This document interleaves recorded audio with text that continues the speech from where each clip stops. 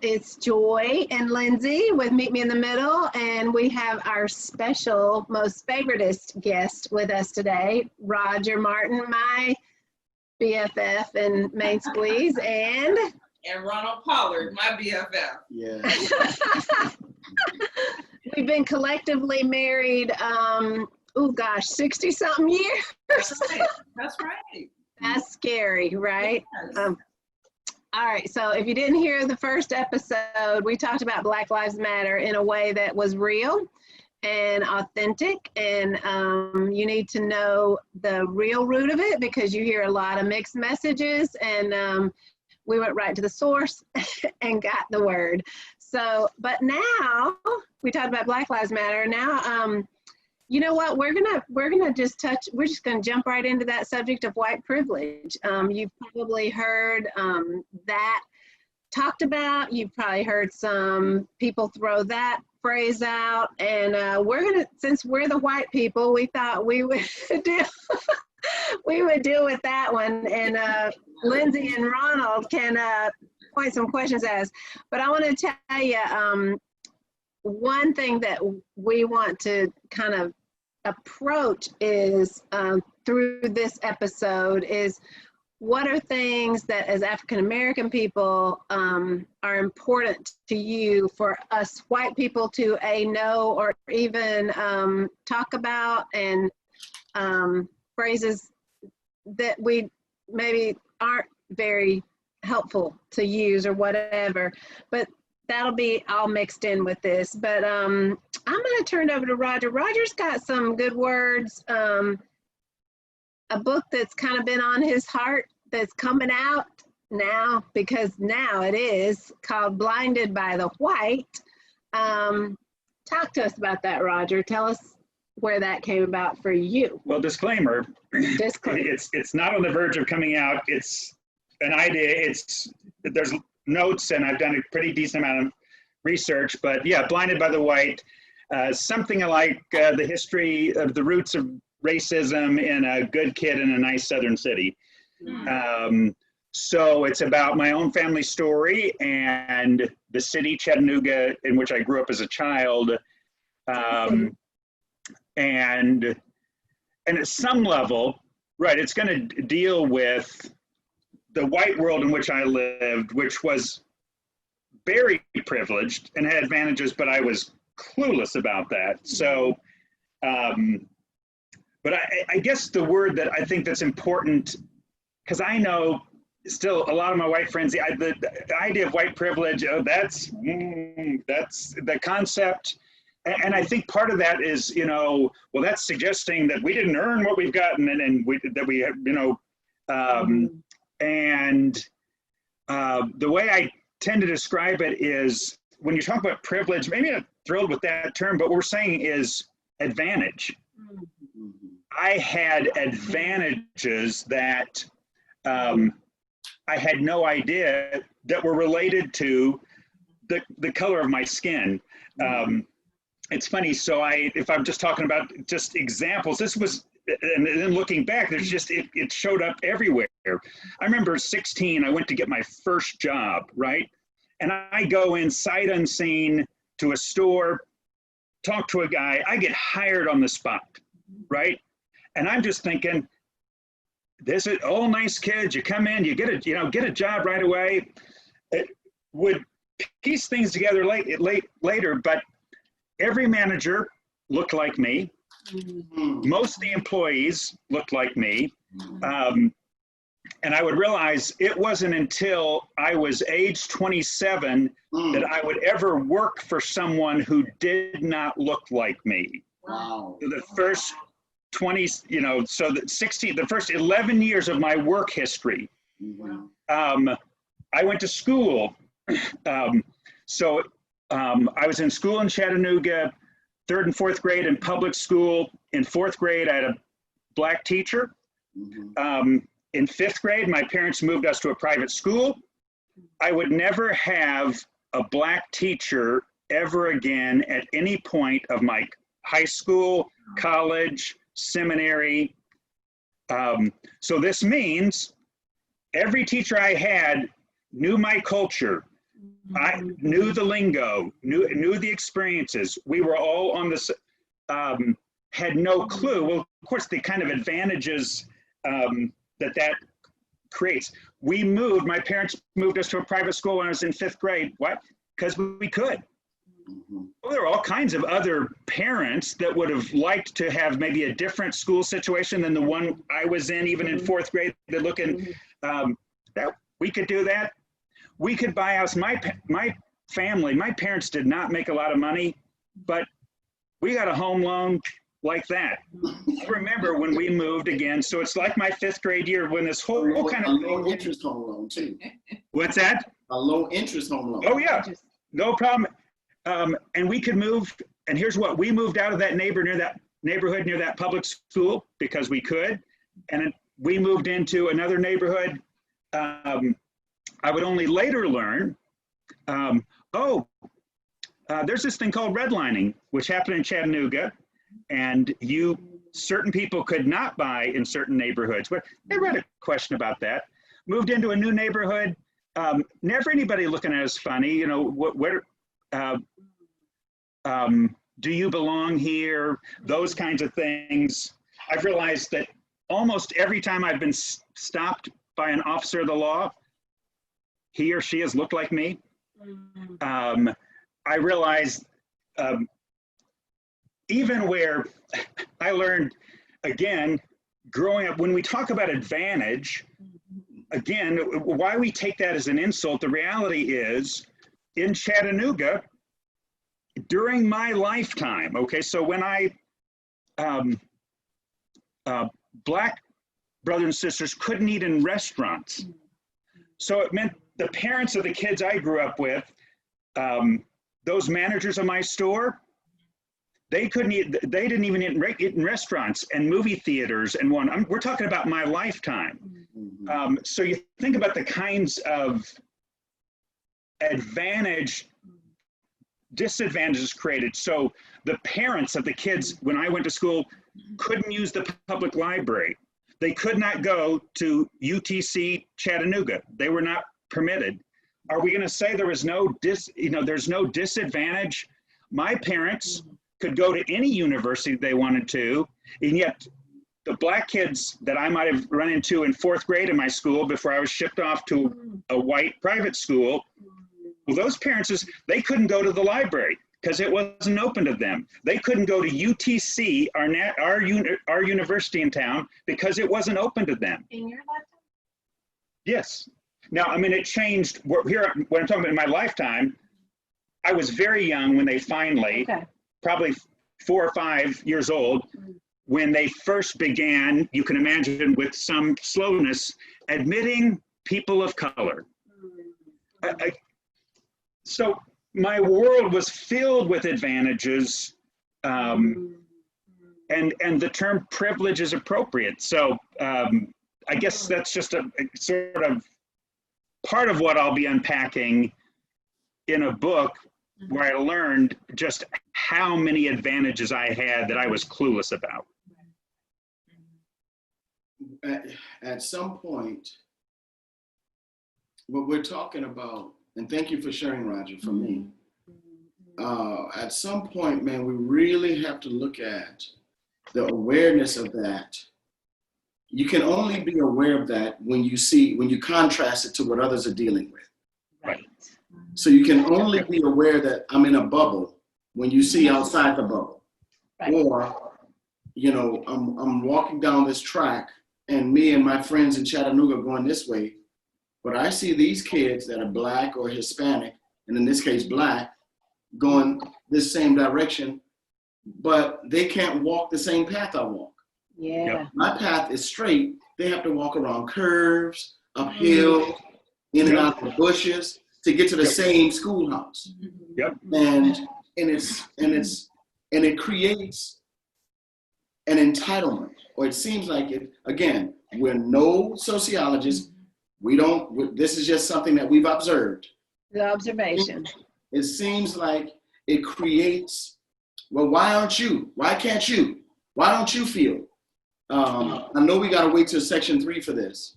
But I think what what do you need to do now?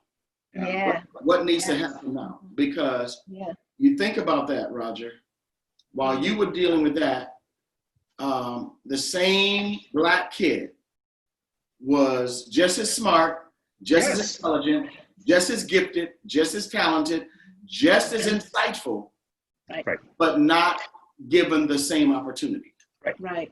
And you know what's interesting is when you talked about being shipped off to a private school, my parents did not earn a lot of money at all, but they believed in Christian education. Mm-hmm. And so the one school that was that they chose to send us to was predominantly white. Mm-hmm. And so there were bomb threats because there's Black kids attending this school. We have bomb threats all the time. So think about being in high school or elementary school. This is California. This is San Diego, California. Wow. And you think about, there's not a big push or not a big, there's no HBCUs, there are no establishments, corporations or whatever that are Black. So you're never getting that affirmation. You're never getting that support. Wow. Being an African American on the West Coast. Okay, time out. You said HBCUs, right? Yes. Okay. Do you know? I didn't know until just a few years ago what that meant. So tell everybody what that meant, because you can't even believe the things I don't know and I didn't know I didn't know. You know, but I mean, the simple thing like that, tell them what that means. Historically Black college universities. Thank you. Thank you. Okay, carry on. So, I mean, imagine, we grew up and it was like, we were told you have to be 2 times better than the white kids. Yeah. You have to work 2 times harder than the white kids. You can't speak slang. This was from my parents. You can't speak slang. You have to speak proper English. Because of those disadvantages. Because of those disadvantages. Right. Because you don't want to sound too ghetto. Because then you're even more at a disadvantage. Yep. So we not only got it from the white kids at school and got called the word, but we got called Oreos from the Black kids at school because we sounded too white. Oh, you got it from both sides. We got it from both sides. It from both sides. So we did a lot of fighting with the white kids and the Black kids. We did a lot of fighting because we were a lighter-skinned, lighter-hued Black family. Right. Wow. Okay? So we caught it from, and then my parents caught it from the adults, whether they were white or whether they were Black. You know? So when you're talking about white privilege, and I thank you so much for sharing that, Roger, because and Joy, because you know there are things that, and I think I might be hijacking your question, but there are things that white people need to know, right, to be more culturally sensitive. First of all, I think there needs to be an interest, a sincere desire and interest. Because to ask my Black friend is not good enough. Right. You need to do your research, just like you're researching your hometown, you know. But and I know that might be part 3, but it's still relevant. It's still relevant. Yeah. When I was at that same school, white kids would come up and touch my hair. Oh, it feels like cotton. Oh, it's so soft. You get it that way. And never got that from the Black kids because, like you said, Roger, you were around all your same white teachers. You knew what it felt like. You didn't have to explain anything.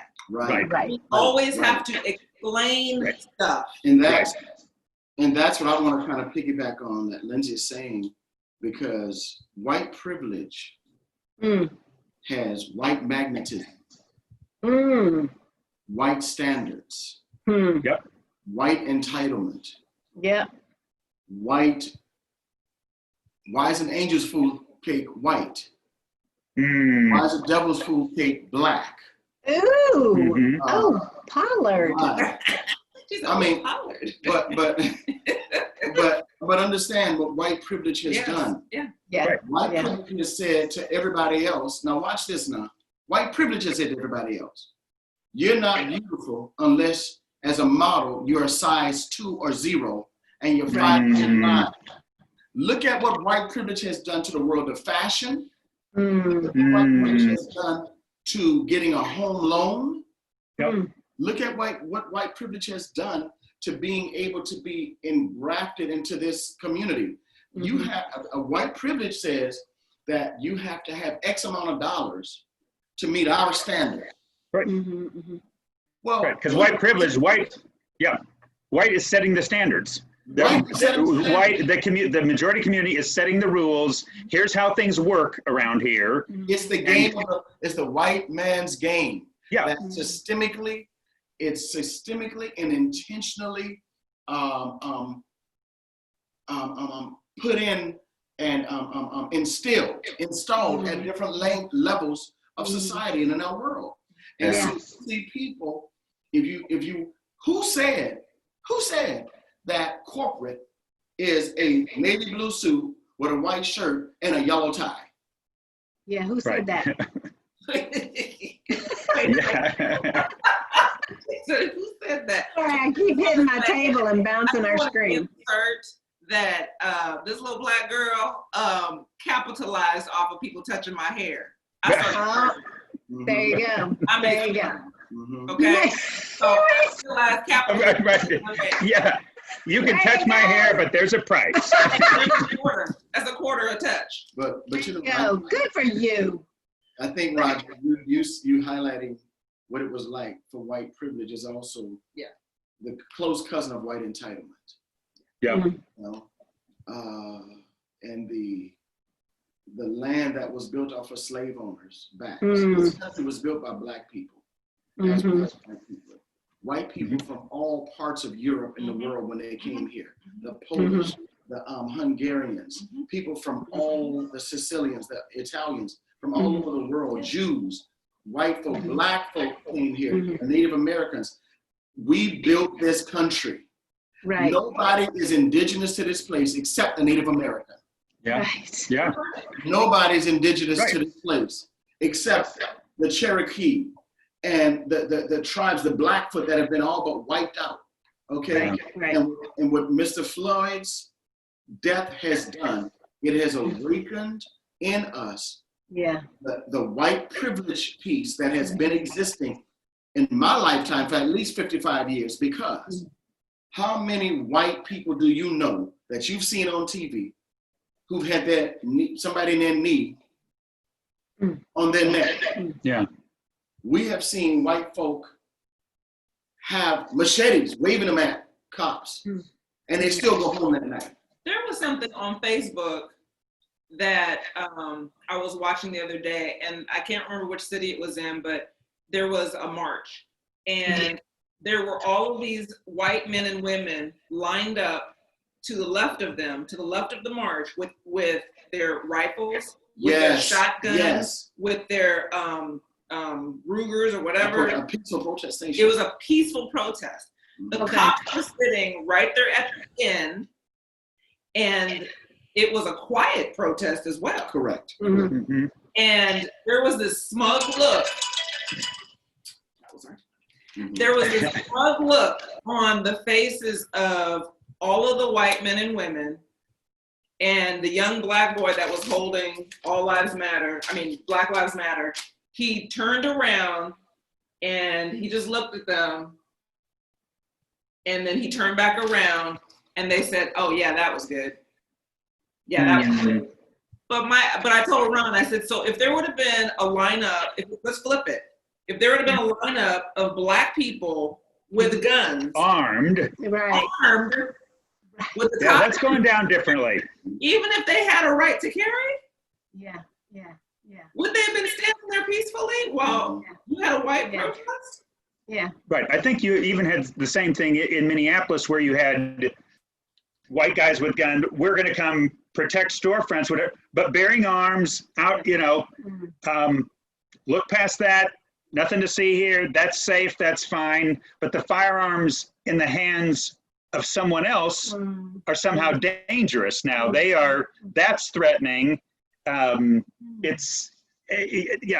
So again, this notion even that somehow, well, we might have had some of those things in the past, but we're past that all now. You know, we're all beyond that. There aren't those stereotypes anymore as blacks more dangerous or, I mean, we've seen in the very news, in the very protests, even how some of the protests have turned out a bit here in Huntsville, where you've seen that element of even a couple of terms that have been used of those protesters and, you know, acting like animals and just some phraseology where you're saying, oh my gosh, you know, the very thing we're talking about here, we're seeing it. It's almost like it's being reinforced in the very scenes that we're seeing on television almost every day in the last week.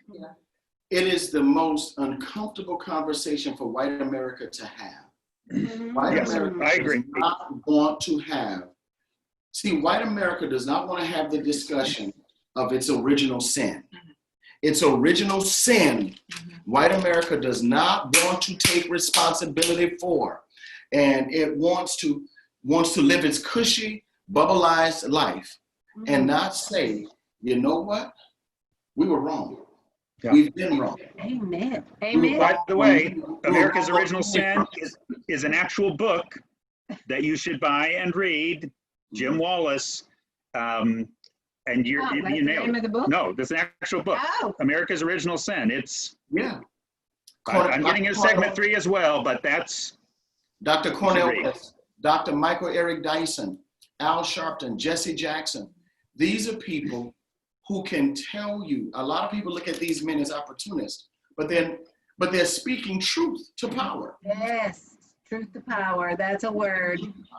And so it takes a Mr. Floyd situation to make America realize that we're not great again. We've always been racist.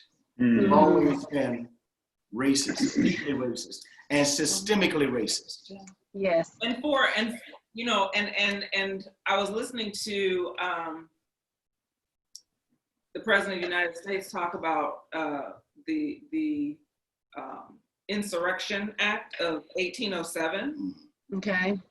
And I was just like, you're kidding me. You're going to pull that one?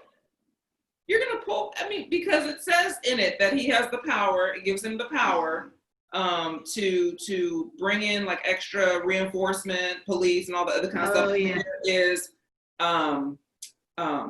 like lawlessness, insurrection, and rebellion. And I'm just like you're taking me back to an era that I didn't live in. That we don't want to live in ever. And you know, it's funny you said that about Al Sharpton. We were listening to the funeral message of George Floyd's funeral, and Al Sharpton gave the eulogy. And both of us, Roger brought it up first, and I remembered when we were growing up, names like Al Sharpton and Jesse Jackson, Jackson. They were, you know, it's like, to us and in our world, I think we had been kind of taught that, well, these people are kind of stirring up trouble. No, it's weird. No, what dawned on me, I'm listening to Reverend Sharpton talk. Can I say? First of all, even I'm listening and I'm getting this little negative feel in me. And I realized that has roots all the way back to my white world. And it dawned on me as I was listening to him, every significant black leader, we had a negative stereotype. They were opportunists, they were agitators, they were troublemakers, they were womanizers. And it dawned on me as I'm sitting there watching, I'm saying, there was not a single black leader that wasn't disrespected, there was something, and I realized that was a part of our narrative. And I even still felt that little, of course, I'm listening to Reverend Sharpton, and it's, you know, he's speaking this powerful word. But I realized that literally I was engaging once again this whole idea, and I realized it wasn't just one black leader, it was all of them. Anyone who had any influence. All right. It pains me, but I'm still seeing in fresh ways, literally yesterday, I'm still feeling some of that, how powerfully ingrained that is. What was the rub, though? What was the rub for you? What was the rub for you? Well, the rub was, right, because I know this opportunist, right? This is a guy who's just looking for, so it was a way of delegitimizing anything he had to say. Same thing with Jesse Jackson, whatever. There was always some negative where we could dismiss anything they had to say. Not going to listen to that person because of fill in the blank. There was always something in the blank. So yesterday wasn't the rub. It was just surfacing an age-old historic prejudice. Issue. So he didn't say anything yesterday that was like. No, he was speaking truth. No, it was powerful, and in fact, we were right on it. It was powerful, and it actually was going against the narrative, because another narrative was, well, those black ministers aren't really into Jesus and the gospel. They're just about social issues. They're not really about even true followers of Jesus, not even true followers of Jesus. I'm just saying that was but all of that led to, you dismissed them at every point. There was nothing they had to say that any of us needed to hear. And it's why the privilege continued. It's why the dismissing continued. Because speak to it, Roger. We found another way to silence the voice, to discredit the voice, and it breaks my heart. You guys are getting closer and closer to this. I love it, the camera. We're all getting closer and closer. I just want to tell you, like, I had seen the funeral, and then I said, Roger, you got to sit down with me and watch Al Sharpton, because he hadn't seen it yet live, So no, we absolutely, that was powerful, and we love that. He's just talking about what, all that stuff from our past narrative, it revealed, and it's like, oh, go ahead. And here we are, we're so woke, right? And we're so woke. Go ahead, Ronald, honey. Let me tell you what I'm hearing. I'm hearing the epitome of privilege and entitlement. Yes. Because white privilege doesn't want peace, it wants quiet. Yep.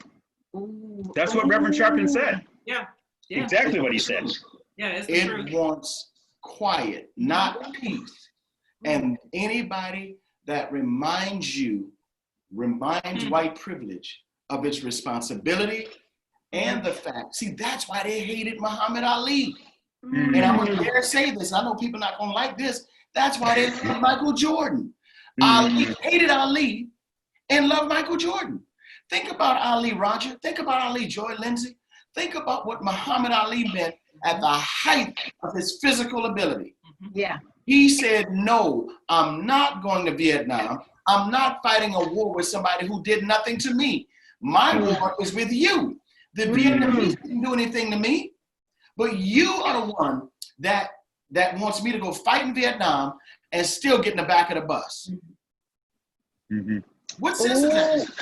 And the reason they love Michael Jordan, because at the height of his power, Michael Jordan didn't do nothing to help speak out on anything. Now today, he gives $100 million. Praise God, he has that to give.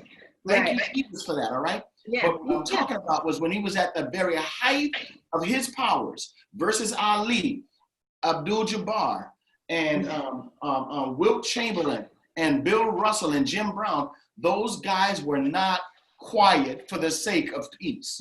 They were protesting professionally. They were protesting competently. They were protesting white privilege and white entitlement because they were not free in their own country. Black folk didn't ask to come here. Black folk were transported here. Were enslaved here. Yeah, let's remember that. What you're saying, Roger, is so real because white privilege does not want peace. It wants quiet. Ooh, Okay. And we're gonna end on that one. And Wow. we're going to end on that, and you guys better come back. Nothing controversial in the next segment, I'm pretty sure. Because we're going to talk about where to go from here. We're not going to leave you guys hanging. We want to Good. know what to do from here. So come back for episode 3.